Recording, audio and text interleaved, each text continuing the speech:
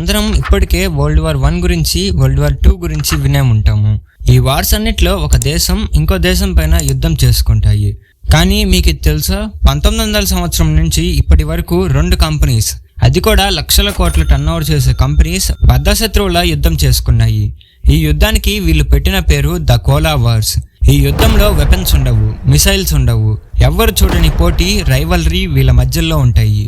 ఎంతలా ఒకరిని ఒకరు పబ్లిక్ గా అవమానించుకుంటారనేది పెప్సీ వేసిన ఈ అడ్వర్టైజ్మెంట్ చూస్తే మీకు తెలుస్తుంది. ఈ యాడ్ లో ఒక అబ్బాయి ముందు 2 కోకోకోలా డ్రింక్స్ కొని వాటిని స్టూల్స్ గా ఉపయోగించి పెప్సీని కొంటాడు. ఇక్కడ డైరెక్ట్ గా కోకోకోలా క్యాన్స్ ని చూపించి మరీ కోకోకోలా కంటే పెప్సీనే అందరు ఇష్టపడతారు అని అడ్వర్టైజ్మెంట్ చేశారు. ఇలా 1 కాదు 2 కాదు, చాలా సార్లు పోటీ పడుతూ ఈ రోజు 200 దేశాల్లో వాళ్ళ సాఫ్ట్ డ్రింక్స్ అండ్ స్నాక్స్ ని అమ్ముతున్నారు. సో ఈ వీడియోలో పెప్సీ కోకోకోలా ఎలా స్టార్ట్ అయ్యింది అనేది నుంచి కోలా వార్స్ ఇన్సిడెంట్స్ లో వీళ్ళు చేసిన వింత వింత అడ్వర్టైజ్మెంట్స్ గురించి తెలుసుకుందాము. ఈ వీడియో చాలా ఇంట్రెస్టింగ్ గా ఉంటుంది. So before starting, this is Anudeep. I welcome you to this channel Anudeep answers and let's get started. Coca Cola company Pepsi కంటే 7 years ముందే మొదలైంది. జార్జియాలో ఒక నార్మల్ ఫార్మసిస్ట్ కమ్ డాక్టర్ ఒక మెడికల్ టానిక్ ని తయారు చేయాలి అని అనుకున్నాడు. ఆ డాక్టర్ పేరు జాన్ పెంబర్టన్. ఇనీషియల్ గా జాన్ పెంబర్టన్ తన మెడికల్ డ్రగ్ స్టోర్ లో కోకా వైన్ ని తయారు చేశాడు. ఈ రెసిపీలో cola nuts and cocoa powder ని యూజ్ చేసి తయారు చేశారు. డాక్టర్ జాన్ తయారు చేసిన ఒరిజినల్ కోకోకోలా డ్రింక్ లో హైలీ ఎడిక్టివ్ ఇంగ్రీడియంట్స్ ఉండేవి. జార్జియాలో ఈ సిరప్ జాన్ అనుకున్నంతలా అమ్ముడుపోలేదు. అందుకు జాన్ పెంబర్టన్ ఇంకా చేసేది లేక లాస్ లో ఉన్న ఈ కంపెనీని అమ్మటం మొదలు పెట్టాడు. కోలా కోకాని అమ్మిన 2 సంవత్సరాలకి జాన్ పెంబర్టన్ చనిపోయాడు. అప్పటికే ఆ కంపెనీలో మేజర్ పోర్షన్ ఉన్న జీ క్యాండ్లర్ ఆ బిజినెస్ కి ఓనర్ అయ్యాడు. ఇక్కడ నుంచి the real Coca Cola business start అయ్యింది. అసలు ఈ కోకోకోలా సిరప్ ని జాన్ ఎందుకు తయారు చేయాల్సి వచ్చిందో తెలుసా? జాన్ దగ్గరికి వచ్చే పేషెంట్స్ హెడ్ఏక్స్ తో, బ్రెయిన్ రిలేటెడ్ పెయిన్స్ తో బాధపడేవాళ్ళు. అందుకు ట్రీట్మెంట్ కోసమే ఈ సిరప్ ని తయారు చేశాడు. సో కోలా కోకాని ఒక బ్రెయిన్ టానిక్ గా మార్కెటింగ్ చేసి హెడ్ఏక్స్ ని క్యూర్ చేసే సిరప్ గా ప్రమోట్ చేశాడు. కానీ రియాలిటీలో 1903 సంవత్సరం వరకు ఆ కోకోకోలా ఒరిజినల్ ఫార్ములాలో ఎడిక్టివ్ ఇంగ్రీడియంట్స్ అంతే ఉన్నాయి. ఆ కోకోకోలా డ్రింక్స్ తాగడం వల్ల అమెరికాలో వ్యసనపరులు బాగా పెరిగిపోతున్నారు. అందుకే జీ క్యాండ్లర్ 1903 సంవత్సరం నుండి కోకోకోలా మెయిన్ ఫార్ములా నుంచి అన్ని ఎడిక్టివ్ ఇంగ్రీడియంట్స్ ని రిమూవ్ చేసి న్యూ ఫార్ములాని తయారు చేశారు. ప్రెసెంట్ మనం తాగుతున్న కోకోకోలా డ్రింక్ కూడా ఈ న్యూ ఫార్ములాతోనే తయారవుతుంది. మరి పెప్సీ ఎలా స్టార్ట్ అయ్యింది? పెప్సీ కంపెనీ కోకోకోలా స్టార్ట్ అయిన జస్ట్ 7 years గ్యాప్ లోనే బ్రాడ్స్ డ్రింక్ అని స్టార్ట్ అయ్యింది. ఈ డ్రింక్ ని కూడా తయారు చేసింది కెలెబ్ బ్రాడమ్ అనే ఫార్మసిస్ట్. ఈ డ్రింక్ కి పెప్సీ కోలా అని 1893లో రీనేమ్ చేసి మార్కెటింగ్ చేయడం మొదలు పెట్టారు. ఎలాగైతే Coca Cola headache and brain related aches ని ట్రీట్ చేయడానికి తయారు చేశారు, అలాగే పెప్సీ కూడా ఇండైజెషన్ వల్ల సఫర్ అవుతున్న వాళ్ళకి రిలీఫ్ ఇచ్చే కోలా సిరప్ గా ప్రమోట్ చేశారు. ఇలాగా 1800s ఎండ్ కి కోకోకోలా పెప్సీ యొక్క ఇన్వెన్షన్ అండ్ బిజినెస్ స్టార్ట్ అయ్యింది.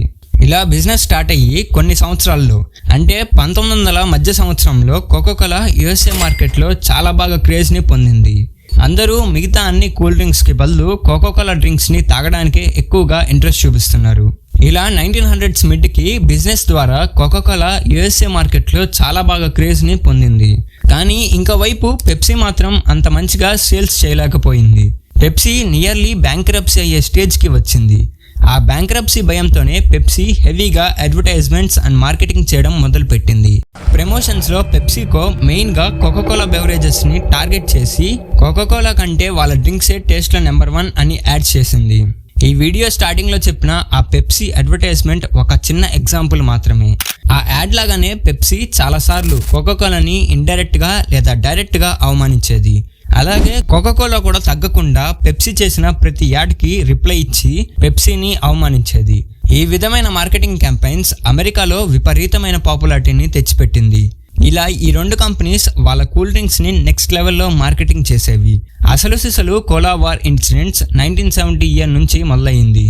ఇయర్ 1970 నుంచి 1990 ఎండ్ వరకు కోకోకోలాకి పెప్సీకి మధ్య కాంపిటీషన్ విపరీతంగా పెరిగింది. ఈ కాంపిటీషన్ ఎంతలా ఉండేవి అంటే present Samsung S24 అల్ట్రాకి iPhone 16 mobiles కి మధ్య ఎంతలా కంపారిజన్ కాంట్రవర్సీ యాడ్స్ ఉన్నాయో అంతకంటే 10-20 రెట్లు ఎక్కువగానే కోకోకోలాకి పెప్సీకి మధ్య రైవల్రీ ఉండేది.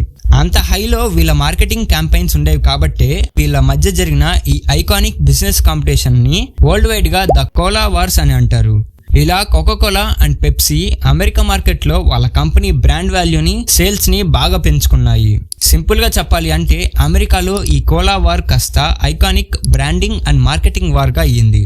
ఈ 10 to 20 years గ్యాప్ లో పెప్సీ కొత్త యాడ్ రిలీజ్ చేస్తే కోకోకోలా ఆ యాడ్ కి రిప్లై ఇస్తూ ఇంకో కొత్త యాడ్ ని రిలీజ్ చేసేది. కోకోకోలా ప్రమోషన్ కోసం ఒక సెలబ్రిటీ ఎండోర్స్మెంట్స్ చేస్తే పెప్సీ కూడా పోటీగా కొంతమంది హాలీవుడ్ యాక్టర్స్ తో సెలబ్రిటీ ఎండోర్స్మెంట్స్ చేసేది.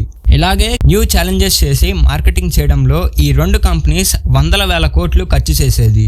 ఈ రైవలరీలో కొన్ని మార్కెటింగ్ స్ట్రాటజీస్ చాలా ఇంట్రెస్టింగ్ గా ఉంటాయి. సో వీళ్ళ మధ్య జరిగిన 2 అద్భుతమైన కోలా వార్ ఇన్సిడెంట్స్ గురించి ఇప్పుడు చూద్దాం. Number 1, the Pepsi challenge. PepsiCo కోకోకోలాకి అగెనిస్ట్ గా చాలాసార్లు మార్కెటింగ్ క్యాంపెయిన్స్, అడ్వర్టైజ్మెంట్ చేసింది. కానీ 1975లో పెప్సీ చేసిన ఈ మార్కెటింగ్ ఛాలెంజ్ కోకోకోలా కంపెనీకి భారీగా నష్టాలు తెచ్చిపెట్టింది. 1975 ఇయర్లో పెప్సీ బ్లైండ్ టేస్ట్ అనే ఛాలెంజ్ ని స్టార్ట్ చేసింది. ఈ ఛాలెంజ్ అమెరికాలో ఉన్న అన్ని పాపులర్ షాపింగ్ మాల్స్ లో, హోటల్స్ లో కండక్ట్ చేశారు. ఈ ఛాలెంజ్ లో పబ్లిక్ నుంచి ప్రతి ఒక్కరూ 2 వైట్ గ్లాసెస్ లో ఉన్న డ్రింక్స్ ని టేస్ట్ చేయాలి. ఇప్పుడు ఆ 2 డ్రింక్స్ లో ఏ డ్రింక్ టేస్ట్ బాగుందో చెప్పాలి. ఆ 2 వైట్ గ్లాసెస్ లో ఒక దాంట్లో పెప్సీ కంపెనీ డ్రింక్స్ ఉంటే ఇంకో వైట్ గ్లాస్ లో కోకోకోలా కోక్ ఉంటుంది.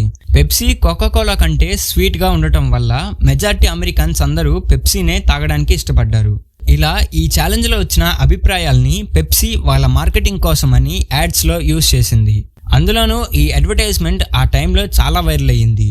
ఈ దెబ్బకి కోకోకోలా కంపెనీ పాపులారిటీ మొత్తం పోయి ఆ కంపెనీ పూర్తిగా లాసెస్ లోకి వెళ్ళింది.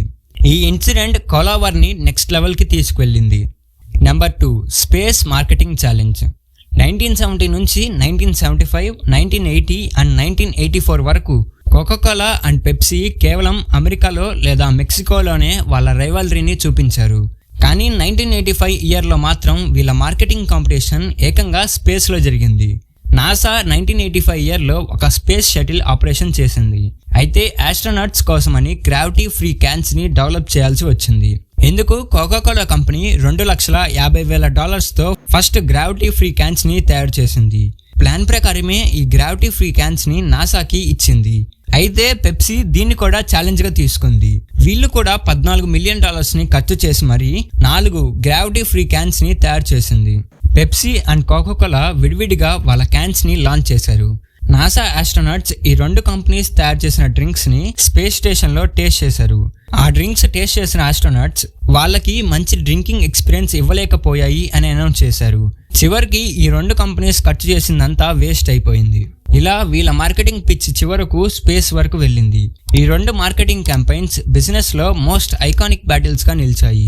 ఈ 2 కంపెనీస్ ఎప్పుడు విన్ విన్ సిచ్యువేషన్ లోనే ఉంటాయి. ఇవి లాసెస్ ని చాలా తక్కువ సార్లు చూస్తాయి. అలా ఎందుకు అంటే సాఫ్ట్ డ్రింక్స్ మార్కెటింగ్ ఇండస్ట్రీలో ఈ 2 కంపెనీసే 70% మార్కెట్ ని కంట్రోల్ చేస్తున్నాయి. మీరు స్ప్రైట్, ఫ్యాంటా, కోకోకోలా డ్రింక్స్ తాగే ఉంటారు. Dasani, smart water, vitamin water and Powerade లాంటి స్పోర్ట్స్ డ్రింక్స్ కూడా కోకోకోలానే తయారు చేస్తుంది.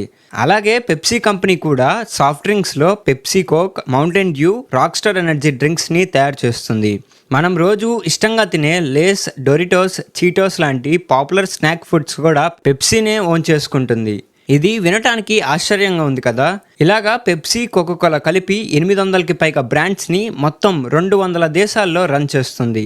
ఈ 800 బ్రాండ్స్ లో ఎక్కువ శాతం బ్రాండ్స్ మార్కెట్లో ఈ కంపెనీస్ ని అంటే పెప్సీని, కోకోకోలాని బీట్ చేద్దాం అనే వచ్చాయి.